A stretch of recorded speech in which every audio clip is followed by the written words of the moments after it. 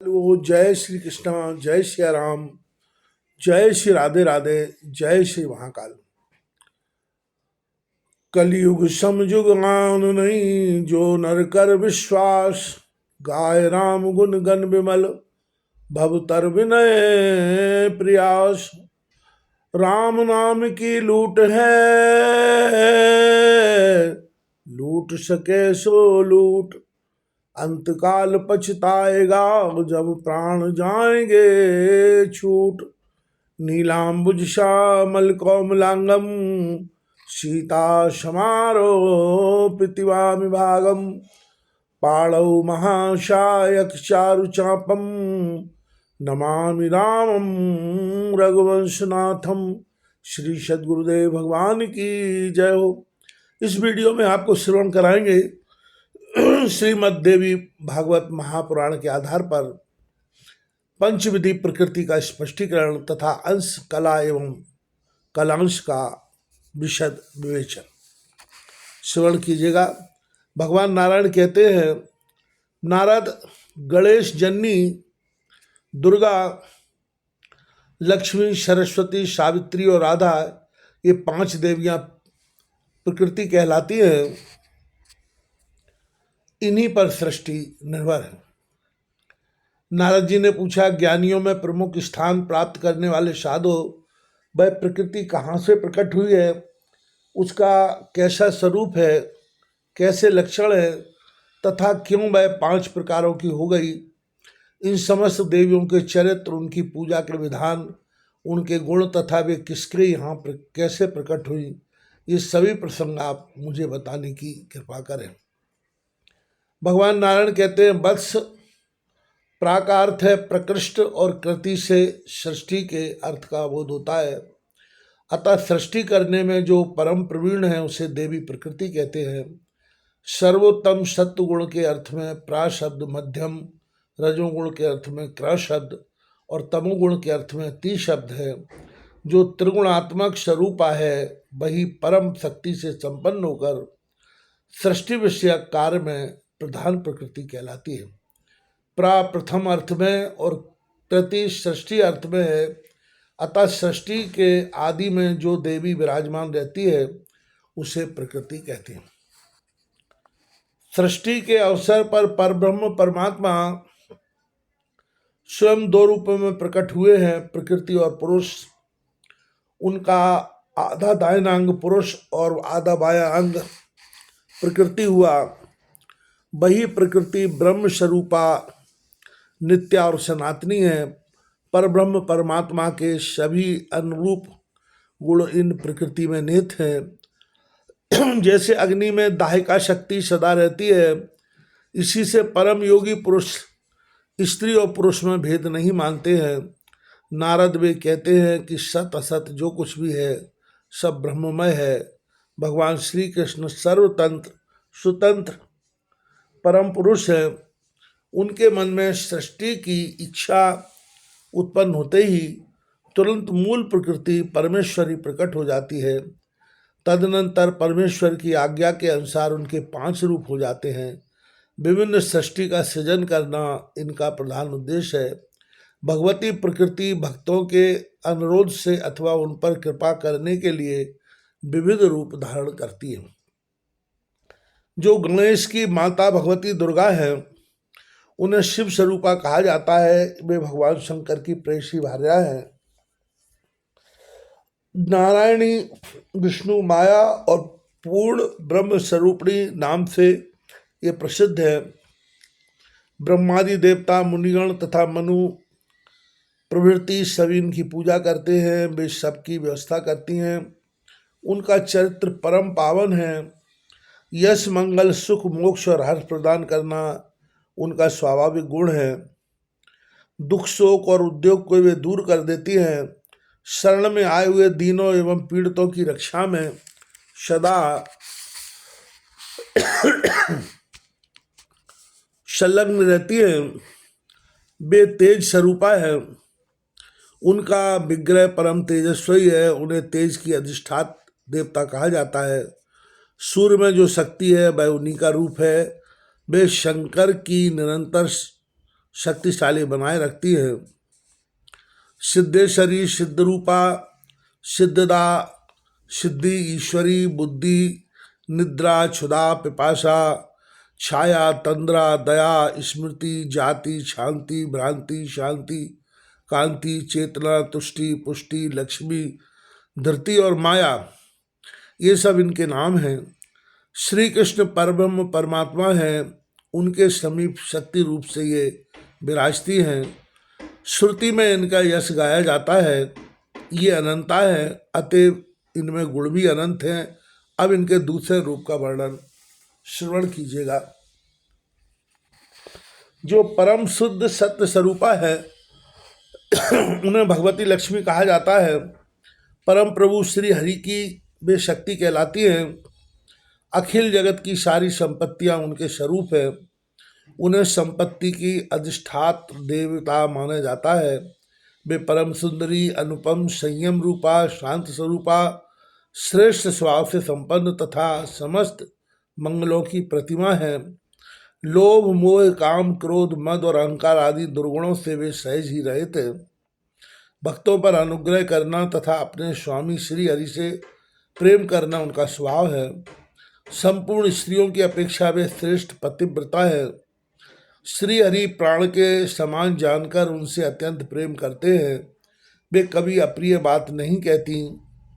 धाम आदि सभी शस्त्र उनके रूप है। प्राणियों का जीवन स्थिर रहे, ये तदर्थ उन्होंने यह रूप धारण कर रखा है। वे परम साध्वी देवी महालक्ष्मी नाम से विख्यात होकर वैकुंठ में अपने स्वामी की सेवा में सदा संलग्न रहती है। स्वर्ग में स्वर्ग लक्ष्मी, राजाओं के यहाँ राजलक्ष्मी तथा मृतलोकवासी गृहस्थों के घर गृह लक्ष्मी के रूप में वे विराजमान हैं। प्राणियों के अखिल द्रव्यों में सर्वोत्कृष्ट शोभा उन्हीं का स्वरूप है। वे परम मनोहर हैं। पुण्यात्माओं की कीर्ति उन्हीं की प्रतिमा है। वे राजाओं की प्रभा है। व्यापारियों के यहाँ वे वाणिज्य रूप से विराजती हैं। पापी जन जो कलह आदि अशिष्ट व्यवहार करते हैं, उनमें भी उन्हीं की शक्ति है। ये हृदय रूप से धराधाम पर पधारी थी, यह बात वेद में कही गई है। सबने इसका समर्थन भी किया है। सब लोग इनकी आराधना और वंदना करते हैं। नारद, अब मैं अन्य देवी का प्रसंग कहता हूँ, सुनो। परब्रह्म परमात्मा से संबंध रखने वाली वाणी, बुद्धि, विद्या और ज्ञान की जो व्यवस्था करती है, उन्हें सरस्वती कहा जाता है। संपूर्ण विद्याएं उन्हीं के स्वरूप है। मनुष्यों को बुद्धि, कविता, मेधा, प्रतिभा और स्मरण शक्ति उन्हीं की कृपा से प्राप्त होती है। अनेक प्रकार के सिद्धांतों को पृथक पृथक करना उनका स्वाभाविक गुण है। वे व्याख्या और बोध स्वरूपा है। उनकी कृपा से समस्त संदेह नष्ट हो जाते हैं। उन्हें विचार कारिणी और ग्रंथ कारिणी कहा जाता है। वे शक्ति स्वरूपा है। स्वर, संगीत और ताल सब उन्हीं के रूप हैं। वे विषय, ज्ञान और वाणीमयी हैं।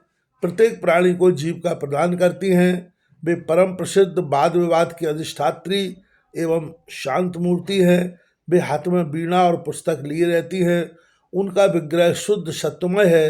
वे सदाचार परायण तथा भगवान श्री हरि की प्रिया है। हिमचंदन, कुंद, चंद्रमा, कुमुद और आगे देवी भागवत महापुराण के अनुसार वेदव्यासी भगवान कहते हैं, चंद्रमा, कुमुद और कमल के समान उनकी कांति है। वे रत्नों का हार गले में पहनाकर भगवान श्री कृष्ण की उपासना करती हैं। उनकी मूर्ति तपोमयी है। तपस्वी जनों को फल प्रदान करने में वे सदा तत्पर रहती हैं। सिद्धि विद्धि उनका स्वरूप है। वे सदा संपूर्ण सिद्धि प्रदान करती हैं। उनके अभाव में विप्र मूक जैसे होकर मृतक के समान बना रहता है। वे तृतीया देवी कहलाती है। उन्हें श्रुति में भगवती जगदम्बा कहा गया है। नारद, इनके सिवा कुछ अन्य देवी भी हैं। आगम शास्त्र के अनुसार उनका वर्णन करता हूँ, सुनो। ये चारों वर्णों की माता है। छंद और वेद उन्हीं से उत्पन्न हुए हैं। बुद्धिमान नारद संध्या बंदन के मंत्र और तंत्र का निर्माण उन्हीं पर निर्भर है। द्वजाति वर्णों के लिए उन्होंने अपना यह रूप धारण किया है। वे जप रूपा, तपस्विनी, ब्रह्मतेज से संपन्न तथा सर्व संस्कारमयी है। उन पवित्र रूप धारण करने वाली देवी को सावित्री अथवा गायत्री कहते हैं। वे ब्रह्मा की परम प्रिय शक्ति हैं। तीर्थ अपनी शुद्धि के लिए उनके स्पर्श की कामना करते हैं। शुद्ध स्फटिक मणि के समान उनकी स्वच्छ कांति है। वे शुद्ध सत्यमय विग्रह से शोभा पाती हैं। उनका रूप परम आनंदमय है। उनका सर्वोत्कृष्ट रूप सदा बना रहता है। वे ब्रह्म स्वरूपा हैं। मोक्ष प्रदान करना उनका स्वाभाविक गुण है। वे ब्रह्म तेज से संपन्न परम शक्ति हैं। उन्हें शक्ति की अधिष्ठात्री माना जाता है। उनके चरण की धूलि संपूर्ण जगत को पवित्र कर देती है। नारद इन चौथी देवी का प्रसंग सुना चुका। अब तो मैं पांचवी देवी का चरित्र सुनाता हूँ। ये परमात्मा श्री कृष्ण को प्राणों से भी बढ़कर प्रिय है। संपूर्ण देवियों की अपेक्षा इनमें सुंदरता अधिक है। इनमें सभी सद्गुण सदा विद्यमान हैं। ये परम सौभाग्यवती हैं। इन्हें अनुपम गौरव प्राप्त है। पर ब्रह्म का वामांगांग ही इनका स्वरूप है। ये ब्रह्म के समान ही गुणों तेज से संपन्न है। इन्हें परावरा, सारभूता, परमाध्या, सनातनी, परमानंद रूपा, धन्या, मान्या और पूज्या कहा जाता है। ये नित्य निकुंजेश्वरी रासक्रीड़ा की अधिष्ठात्री देवी है। परमात्मा श्री कृष्ण के राष्ट्रमंडल में इनका आविर्भाव हुआ है। इनके विराजने से राष्ट्रमंडल की विचित्र शोभा होती है। गोलोक धाम में रहने वाली ये देवी रामेश्वरी एवं सुरसिका नामों से प्रसिद्ध है। राष्ट्रमंडल में पधारे रहना इन्हें बहुत प्रिय है। ये गोपी के वेश में विराजती हैं। वे परम आह्लाद स्वरूपिणी हैं। इनका विग्रह संतोष और हर्ष से परिपूर्ण है। ये निर्गुण लौकिक त्रिगुणों से रहित स्वरूपभूत गुणमयी, निर्लिप्तता, लौकिक विषय भोग से रहित, निराकारा, पांच भौतिक शरीर से रहित, दिव्य चिन्मय स्वरूपा, आत्मस्वरूपिणी श्री कृष्ण की आत्मा के नाम से विख्यात है। इच्छा और अहंकार से रहित हैं। भक्तों पर कृपा करने के लिए ही इन्होंने अवतार धारण कर रखा है। वेदोक्त विधि के अनुसार ध्यान करने से विद्वान पुरुष इनके रहस्य को समझ पाते हैं। सुरेंद्र एवं मुनि प्रवृत्ति समस्त देवता अपने चर्म चक्षुओं से इन्हें देखने में असमर्थ है। ये नीले रंग के दिव्य वस्त्र धारण करती हैं। अनेक प्रकार के दिव्य आभूषण इन्हें सुशोभित किए रहते हैं। इनकी कांति करोड़ों चंद्रमाओं के समान प्रकाशमान है। इनका सर्वांग संपन्न विग्रह संपूर्ण ऐश्वर्यों से संपन्न है। भगवान श्री कृष्ण की सेवा रति ही सदा इनका स्वभाव है, क्योंकि संपूर्ण संपत्तियों में ये इसी को परम श्रेष्ठ मानती हैं। श्री वृषभान के घर पुत्री के रूप से ये पधारी है। इनके चरण कमल का संस्पर्श प्राप्त कर पृथ्वी परम पवित्र हो गई। मुने जिन्हें ब्रह्मा आदि देवता नहीं देख सके, वही ये देवी भारतवर्ष में सबके दृष्टिगोचर हो रही हैं। ये स्त्रीमय रत्नों में सार है। भगवान श्री कृष्ण के वक्ष स्थल पर इस प्रकार विराजती है जैसे आकाश स्थित नवीन नील मेघों में बिजली चमक रही हो। इन्हें पाने के लिए ब्रह्मा ने 60,000 वर्षों तक तपस्या की है। इनकी तपस्या का उद्देश्य यही था कि इनके चरण कमल के नख के दर्शन सुलभ हो जाए, जिसमें परम पवित्र बन जाऊं। परंतु स्वप्न में भी इन भगवती के दर्शन प्राप्त न कर सके। प्रत्यक्ष की तो बात ही क्या है। उसी तप के प्रभाव से ये देवी वृंदावन में भगवान के सामने प्रकट हुई हैं। धराधाम पर इनका पधारना हुआ है। यही पांचवी देवी भगवती राधा के नाम से प्रसिद्ध है। इन प्रकृति देवी के अंश कला, कलांश और कला सांस भेद से अनेक रूप हैं। प्रत्येक विश्व में संपूर्ण स्त्रियां इन्हीं की रूप मानी जाती हैं। ये 5 देवियां परिपूर्णतम हैं। इन्हें भगवती विद्या कहते हैं। इन देवियों के जो जो प्रधान अंश हैं, अब उनका वर्णन करता हूँ, सुनो। भूमंडल को पवित्र करने वाली गंगा इनका प्रधान अंश है। ये सनातनी गंगा जलमयी हैं। भगवान विष्णु के विग्रह से इनका प्रादुर्भाव हुआ है। पापियों के पापमय ईंधन को भस्म करने के लिए ये प्रज्वलित अग्नि है। इन्हें स्पर्श करने, इनमें नहाने अथवा इनका जलपान करने से पुरुष केवल पद के अधिकारी हो जाते हैं। वेदव्यासी भगवान आगे कहते हैं, गोलोक धाम में जाने के लिए ये सुखप्रद सीढ़ी के रूप में विराजमान हैं। इनका रूप परम पवित्र है। समस्त तीर्थों और नदियों में ये श्रेष्ठ मानी जाती हैं। ये भगवान शंकर के मस्तक पर जटा में ठहरी थी, वहाँ से निकली और पंक्तिबद्ध होकर भारतवर्ष में आ गईं। तपस्वी जन अपनी तपस्या में सफलता प्राप्त कर सके, ये तदर्थ शीघ्र ही इनका पधारना हो गया। इनका शुद्ध एवं सत्य स्वरूप चंद्रमा श्वेत कमल या दूध के समान स्वच्छ है। मल और अहंकार इनमें लेश मात्र भी नहीं है। ये परम साध्वी गंगा भगवान नारायण को बहुत प्रिय है। श्री तुलसी जी को प्रकृति देवी का प्रधान अंश माना जाता है। ये विष्णु प्रिया है। विष्णु को विभूषित किए रहना इनका स्वाभाविक गुण है। भगवान विष्णु के चरण में ये सदा विराजमान रहती है। उन्हें तपस्या, संकल्प और पूजा आदि सभी शुभ कर्म इन्हीं से संपन्न होते हैं। पुष्पों में ये मुख्य मानी जाती हैं। ये परम पवित्र एवं पुण्य प्रदा है। अपने दर्शन और स्पर्श मात्र से ये तुरंत मनुष्यों को परम धाम के अधिकारी बना देती हैं। पापमयी सूखी लकड़ी को जलाने के लिए प्रज्वलित अग्नि के समान रूप धारण करके ये कली में पधारी हैं। इन देवी तुलसी के चरण कमल का स्पर्श होते ही पृथ्वी परम पावन बन गई। तीर्थ स्वयं पवित्र होने के लिए इनका दर्शन एवं स्पर्श करना चाहते हैं। इनके अभाव में अखिल जगत के संपूर्ण कर्म निष्फल समझे जाते हैं। इनकी कृपा से मुमुक्ष जन मुक्त हो जाते हैं। जो जिस कामना से इनकी उपासना करते हैं उनकी वे सारी इच्छाएं पूर्ण हो जाती हैं। आगे वेदव्यासी भगवान विस्तार से कथा श्रवण कराते हुए कहते हैं, भारतवर्ष में वृक्ष रूप से पधारने वाली ये देवी कल्प वृक्ष स्वरूपा है। भारतवासियों को प्रसन्न करने के लिए इनका यहाँ पधारना हुआ है। ये परम देवता है। प्रकृति देवी के एक अन्य प्रधान अंश का नाम देवी जगतकारु है।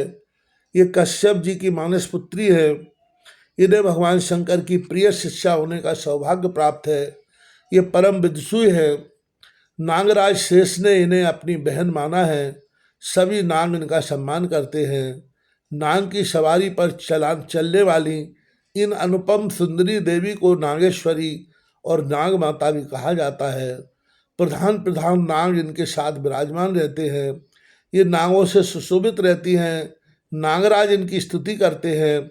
ये सिद्धि और योग की साक्षात मूर्ति है। इनकी शैया नाग है। ये विष्णु स्वरूपणी हैं।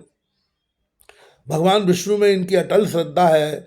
ये सदा श्री हरि की पूजा में संलग्न रहती हैं। इनका विग्रह तपोमय है। तपस्वी जनों को फल प्रदान करने में ये परम कुशल है। ये स्वयं भी तपस्या करती हैं। इन्होंने देवताओं के वर्ष से 3 लाख वर्ष तक भगवान श्री हरि की तपस्या की है। भारतवर्ष में जितनी तपस्वी और तपस्विनियाँ हैं उन सब में ये श्रेष्ठ है। संपूर्ण मंत्रों की अधिष्ठात्री है। ब्रह्म तेज से इनका विग्रह सदा प्रकाशमान रहता है। इनको परब्रह्म स्वरूपा कहते हैं।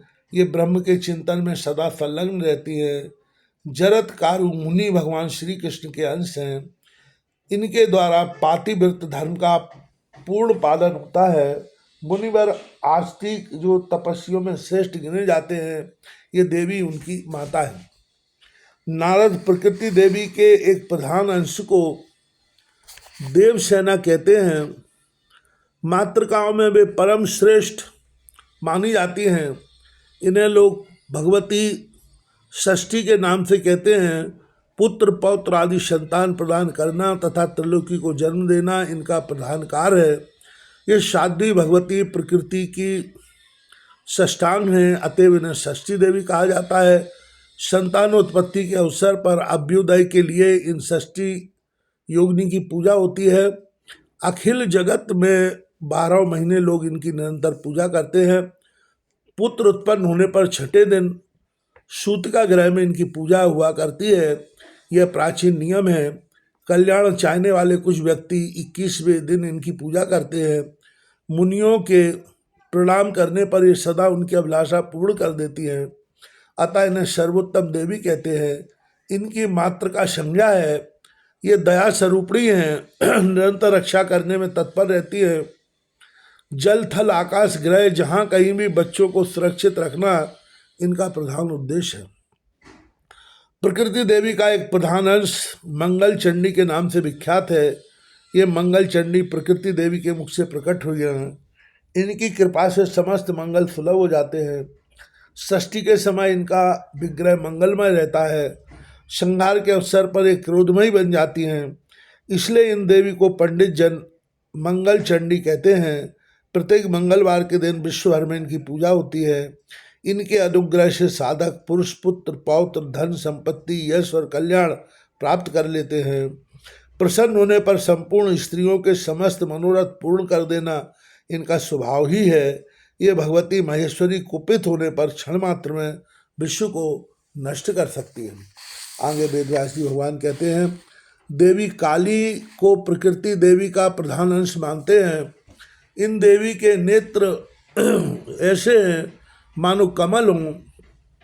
संग्राम में जब भगवती दुर्गा के सामने प्रबल राक्षस बंधु शुंभ और निशुंभ डटे थे, उस समय काली भगवती दुर्गा के ललाट से प्रकट हुई थी। इन्हें दुर्गा का आधा अंश माना जाता है। गुण और तेज में ये दुर्गा के समान ही है। इनका परम पुष्ट विग्रह करोड़ों सूर्यों के समान प्रकाशमान है। संपूर्ण शक्तियों में ये प्रमुख हैं। इनसे बढ़कर बलवान कोई है ही नहीं। ये परम योग स्वरूपिणी देवी संपूर्ण सिद्धि प्रदान करती है। श्री कृष्ण के प्रति इनमें अटूट श्रद्धा है। तेज पराक्रम और गुण में ये श्री कृष्ण के समान ही हैं। इनका सारा समय भगवान श्री कृष्ण के चिंतन में ही व्यतीत होता है। इन सनातनी देवी के शरीर का रंग भी कृष्ण ही है। वे चाहें तो एक श्वास में समस्त ब्रह्मांड को नष्ट कर सकती हैं। अपने मनोरंजन के लिए अथवा जगत को शिक्षा देने के विचार से ही ये संग्राम में दैत्यों के साथ युद्ध करती हैं। सुपूजित होने पर धर्म अर्थ काम और मोक्ष सब कुछ देने में पूर्ण समर्थ हैं। ब्रह्मादि देवता मुनिगण मनु प्रवृत्ति और मानव समाज सबके सब इनकी उपासना करते हैं। भगवती वसुंधरा भी प्रकृति देवी के प्रधान अंश से प्रकट है। अखिल जगत इन्हीं पर ठहरा है। ये सर्वशैया कही जाती हैं। इन्हें लोग रत्नाकरा और रत्न गर्भा भी कहते हैं। संपूर्ण रत्नों की खान इन्हीं के अंदर विराजमान है। राजा और प्रजा सभी लोग इनकी पूजा एवं स्तुति करते हैं। सबको जीविका प्रदान करने के लिए ही इन्होंने यह रूप धारण कर रखा है। ये संपूर्ण संपत्ति का विधान करती है। ये न रहें तो सारा चराचर जगत कहीं भी ठहर नहीं सकता। मुनिवर प्रकृति देवी की जो जो कलाएं हैं उन्हें सुनो, और वे जिन जिन की पत्नियां हैं वह सब भी मैं तुम्हें बताता हूँ। देवी स्वाहा अग्नि की पत्नी है। संपूर्ण जगत में इनकी पूजा होती है। इनके बिना देवता अर्पित की हुई हवि पाने में असमर्थ है। यज्ञ की पत्नी को दक्षिणा कहते हैं। इनका सर्वत्र सम्मान होता है। इनके न रहने पर विश्व भर के संपूर्ण कर्म निष्फल समझे जाते हैं। स्वधा पितरों की पत्नी है। मुनि मनु और मानव सभी इनकी पूजा करते हैं। इनका उच्चारण न करके पितरों को वस्तु अर्पण की जाए तो वह निष्फल हो जाती है। वायु की पत्नी का नाम देवी स्वस्ति है। प्रत्येक विश्व में इनका सत्कार होता है। इनके बिना आदान प्रदान सभी असंभव हो जाते हैं। पुष्टि गणेश की पत्नी है। धरातल पर सभी इनको पूजते हैं। इनके बिना पुरुष और स्त्री सभी शक्तिहीन हो जाते हैं। अनंत की पत्नी का नाम तुष्टि है। सब लोग इनकी पूजा एवं वंदना करते हैं। इनके बिना संपूर्ण संसार सम्यक प्रकार से कभी संतुष्ट हो ही नहीं सकता। ईशान की पत्नी का नाम संपत्ति है। देवता और मनुष्य सभी इनका सम्मान करते हैं। इनके न रहने पर विश्व भर की जनता दरिद्र कहलाती है।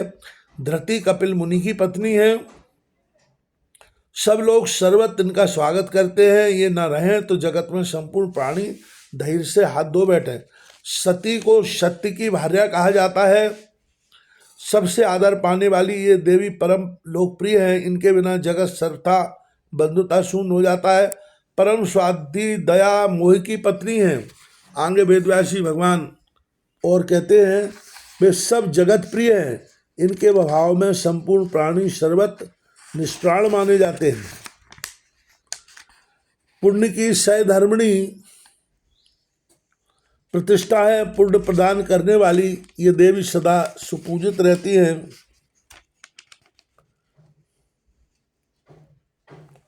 मुने इनके बिना सारा संसार जीते हुए ही मृतक के समान समझा जाता है। सुकर्म की पत्नी कीर्ति हैं, जिन्हें सब लोग भली भांति जानते हैं। बड़भागी पुरुषों द्वारा इनका सम्मान होता है। इनके अभाव में अखिल जगत यशोहीन होकर मृतक के समान हो जाता है। क्रिया उद्योग की पत्नी है। इन आदरणीय देवी से सब लोग सहमत हैं। नारद इनके बिना सारा संसार विधिहीन हो जाता है। अधर्म की पत्नी को मिथ्या कहते हैं। सभी धूर्त इनका सत्कार करते हैं।